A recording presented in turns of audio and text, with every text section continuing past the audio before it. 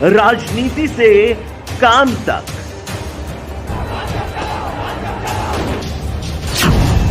अपराध से अंजाम तक, खेत से खलिहान तक, खिलाड़ी से मैदान तक, आईफा की धमाकेदार रात, सितारों से आसमान तक, अब हर खबर पर होगी हमारी नजर। पल पल बदलती देश और दुनिया की हर खबर पाइए सीधा अपने मोबाइल पर।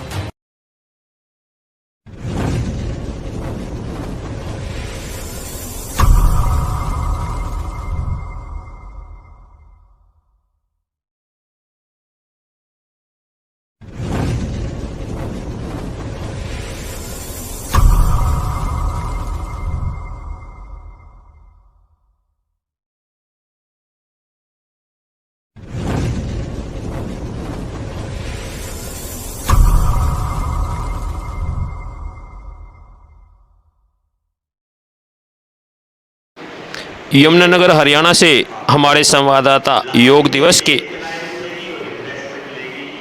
उपलक्ष्य में एक विशेष रिपोर्ट दे रहे हैं। हरियाणा के कैबिनेट शिक्षा मंत्री कंवरपाल गुर्जर ने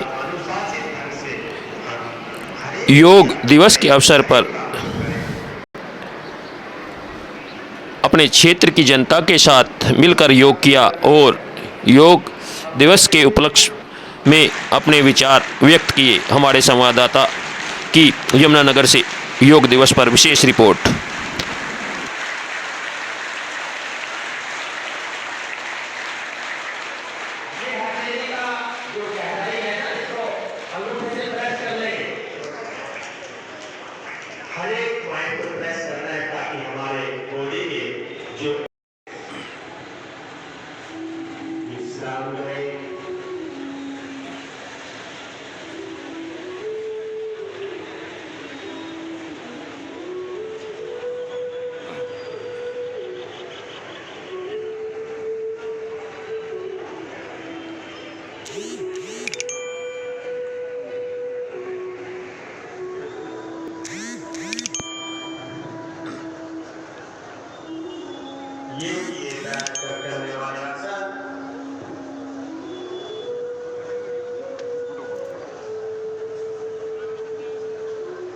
आप सभी योग साधक पेट के बल लेट जाए।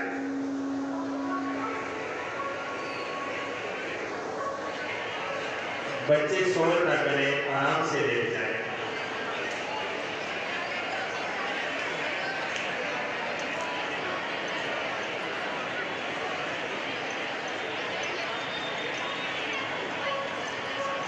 मकरासन की स्थिति, एड़ियां अंदर की तरफ, पंजे बाहर की तरफ और पैरों के बीच में फासला, और बाएं हाथ के ऊपर दाहिना हाथ और उसके ऊपर अपने माथे को रख दें, ललाट को हाथों के ऊपर रख। एक बार फिर से, एक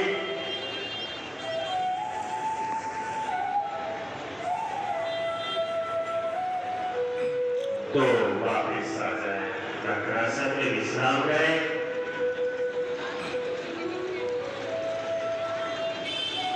पैरों को थोड़ा खोल लें, पंजे बाहर की ओर, एड़ियां अंदर की ओर।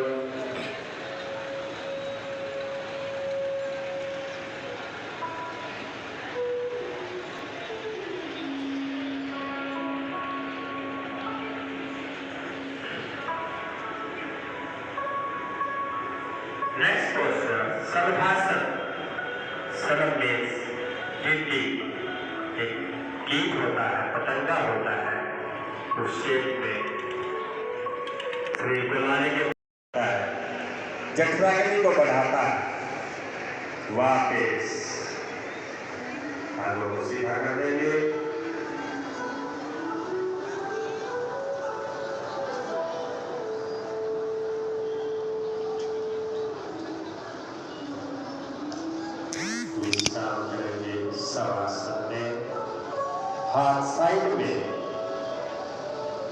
अपनी बगल में रखें हाथ, हथेली आसमान की ओर, एड़ियां अंदर की ओर, पैरों के बीच में फासला, पंजे बाहर की ओर।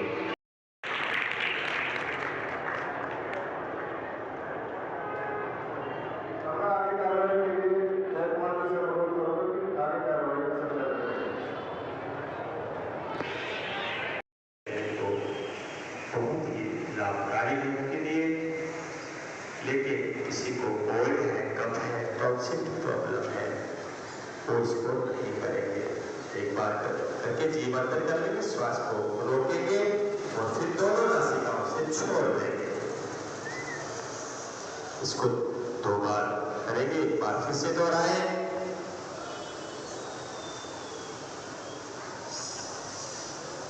थकावट को दूर करने के लिए, भूख प्यास को मिटाने के लिए, क्रोध को भी मिटाता है। किसी को क्रोध ज्यादा आता है तो उसको क्रोध भी नहीं आता। ये किया शीतली प्राणायाम अपने शरीर को, मस्तिष्क को शीतलता प्रदान करने के लिए। सभी साधकों का धन्यवाद करें।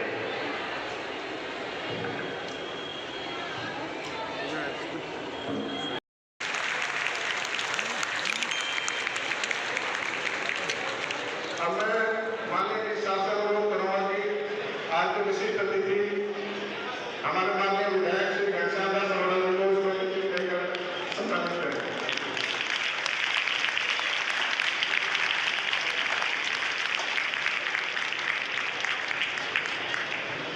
अब मैं हमारे आज के मुख्य अतिथि माननीय शिक्षा मंत्री जी से अनुरोध करूंगा कि हमारे बहुत ही कर्मठ डीसी साहब को एक स्मृति चिन्ह देकर भेंट करें।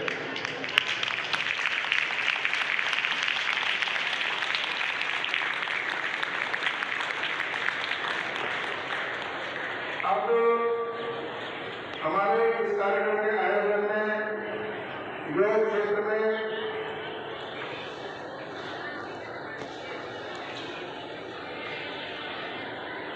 अब जो हमारे योग क्षेत्र में हमारे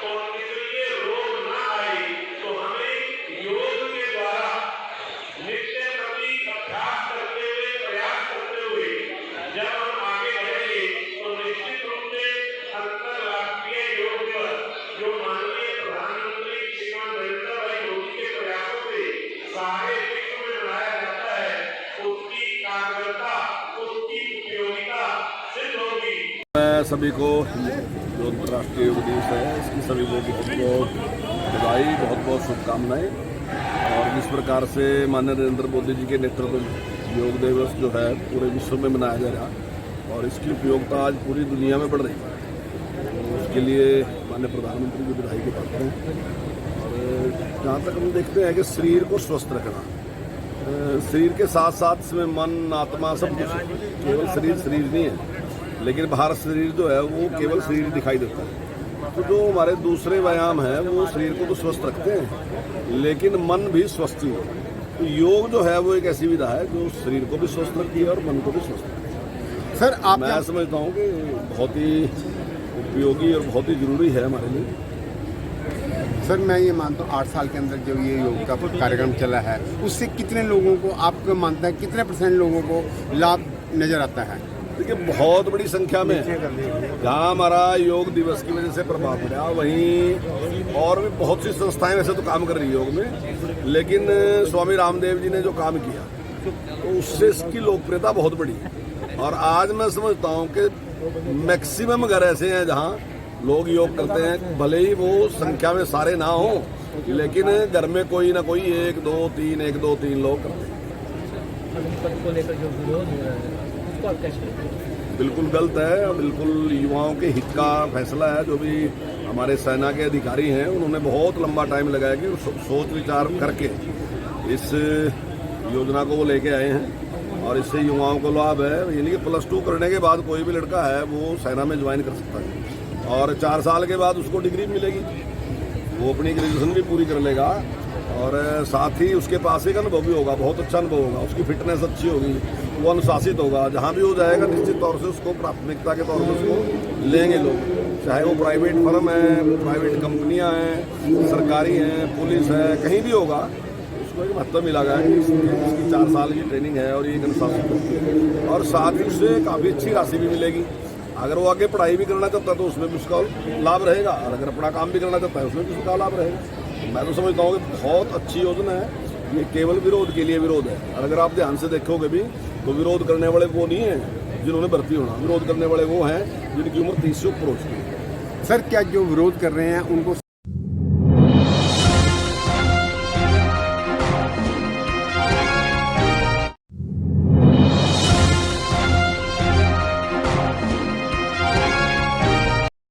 फतेहपुर उत्तर प्रदेश से हमारे संवाददाता अग्निपथ योजना पर विशेष रिपोर्ट दे रहे हैं।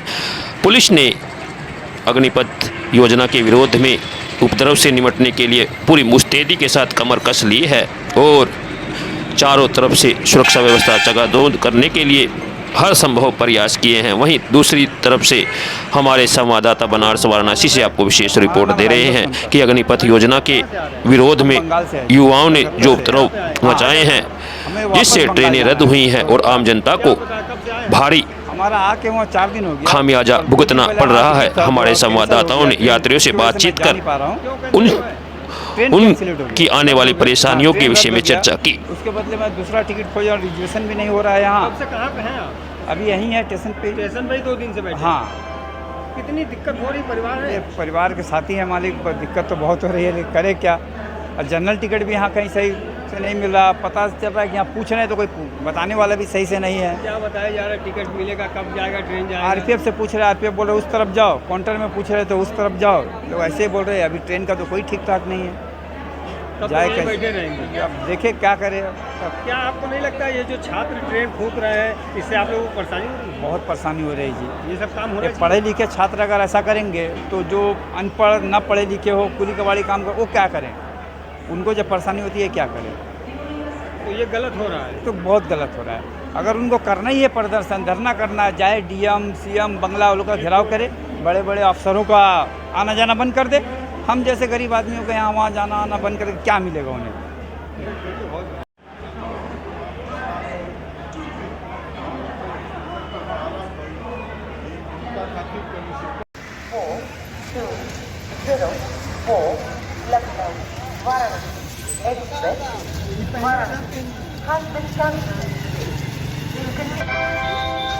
कृपया ध्यान दीजिए, गाड़ी संख्या 14204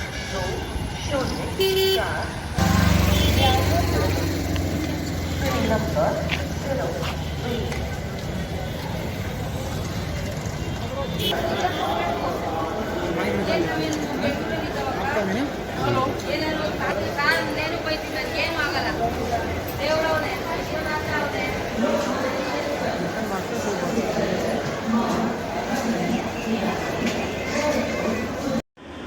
क्या नाम है आपका?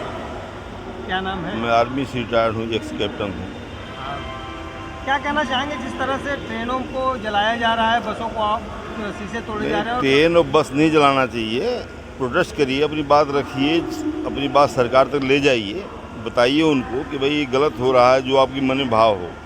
लेकिन सरकारी संपत्ति सबकी संपत्ति है, इसको नुकसान करना देश हित में नहीं है। दूसरी बात, जो सेना में जाएगा उसे ऐसे काम तो सोचना भी नहीं चाहिए, क्योंकि सैनिक जो है रक्षक होता है, वो भक्षक कभी नहीं होता है।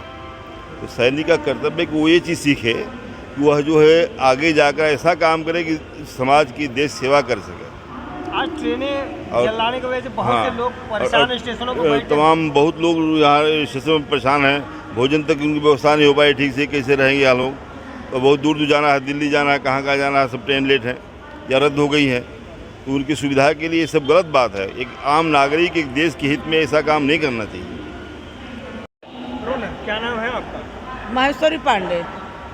माता जी, जिस तरह से ये घटनाएं हो रही है, ट्रेनों को जलाया जा रहा है, क्या कहेंगे? बहुत गलत हो रहा है।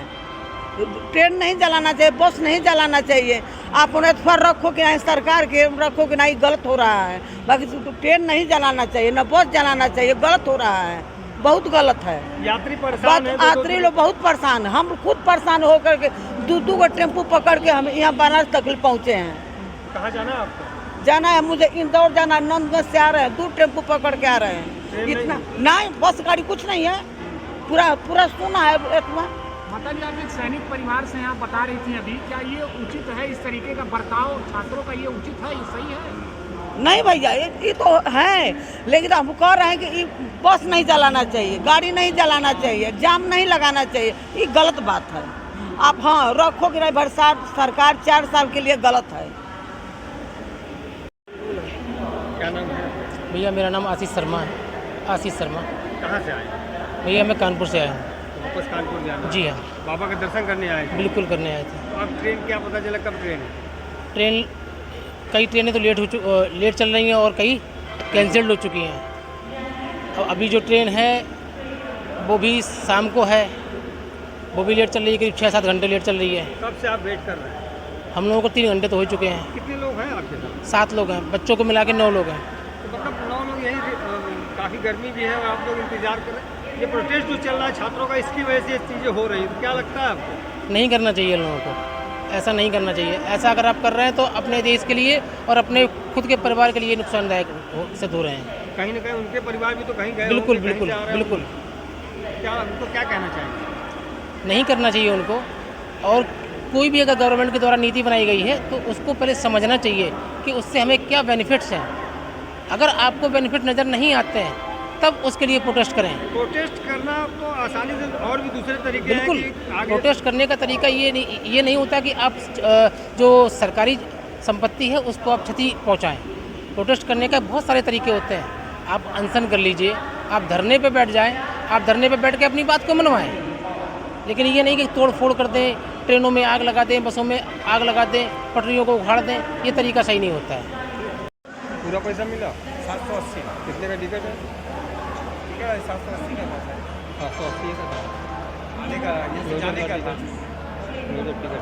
प्रदर्शन के बारे में बताइए जी, बोला जाए। मेरा नाम अवधेश पासवान, अध्यक्ष लोक जनशक्ति पार्टी रामगढ़। वहीं बिहार में भी अग्निपथ योजना के विरोध में राजनीतिक पार्टियों ने धरना प्रदर्शन कर अपने रोष व्यक्त किया और लोक जनशक्ति पार्टी ने तो जिला अधिकारियों को ज्ञापन दिया और इस योजना को रद्द करने की मांग की। पूरे ही देश में अग्निपथ योजना को लेकर धरना प्रदर्शन युवाओं द्वारा उपद्रव किया जा रहा है, लेकिन यह योजना युवाओं के हित में रख कर बनाई गई है और इससे देश को फायदा होता नजर आ रहा है। वहीं सरकार ने अपना रुख साफ कर दिया है कि इन उपद्रवियों को सेना में, जो उपद्रव में शामिल होंगे युवा, उनको सेना में या किसी भी सरकारी नौकरी में भर्ती होने से वंचित कर दिया जाएगा। और जो लोग इस सराहनीय योजना को बारीकी से समझ चुके हैं, उन्होंने इस योजना के लागू किए जाने पर देश के रक्षा मंत्री और प्रधानमंत्री को बधाई भी दी है। क्योंकि यह साफ तौर पर दिखाई दे रहा है कि इस योजना से युवाओं को काफ़ी फायदा होगा। जिस उम्र में युवा भटक जाता है उस उम्र में यदि वह आर्मी में या किसी भी सशस्त्र सेना में भर्ती हो जाए तो उसका जीवन सुधर सकता है और वह आपराधिक गतिविधियों से बचकर अपना समय देश सेवा में लगाकर उसके बाद 4 साल सेवा देकर वह अपनी सेवा अन्य विभागों में भी दे सकता है, जिससे वह उसकी आर्थिक स्थिति भी मजबूत होगी और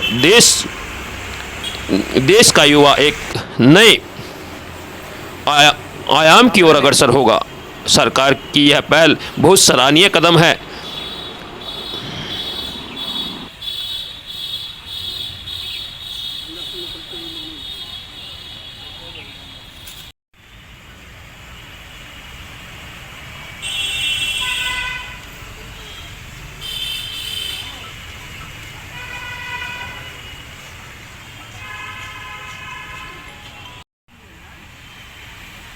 अगर वो आपके डीओ को दिए हैं तो डीओ वहाँ जांच करेगा, सही होगा जो उनके हम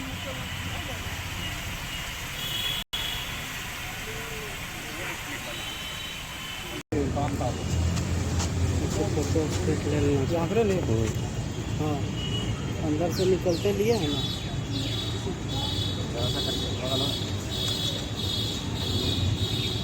अंदर से निकलते हुए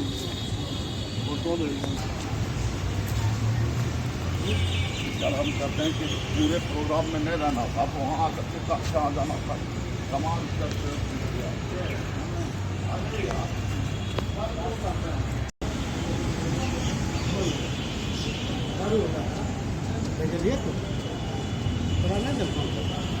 नहीं भेज लो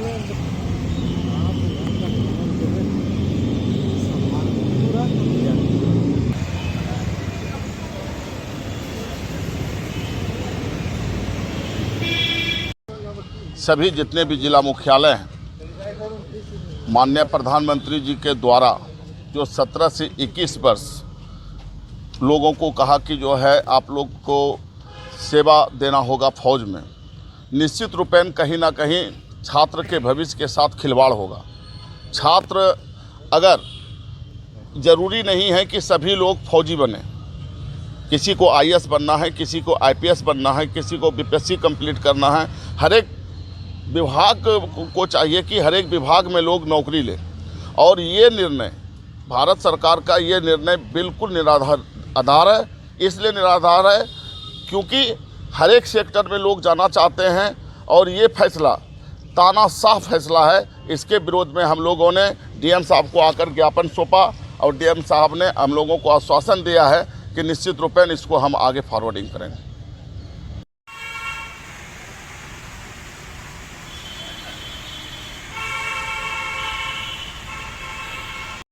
राजनीति की धार हो या खेल की रफ्तार, गांव की चौपाल हो या शहरों का धमाल, आप तक पहुंचेगी हर एक खबर सबसे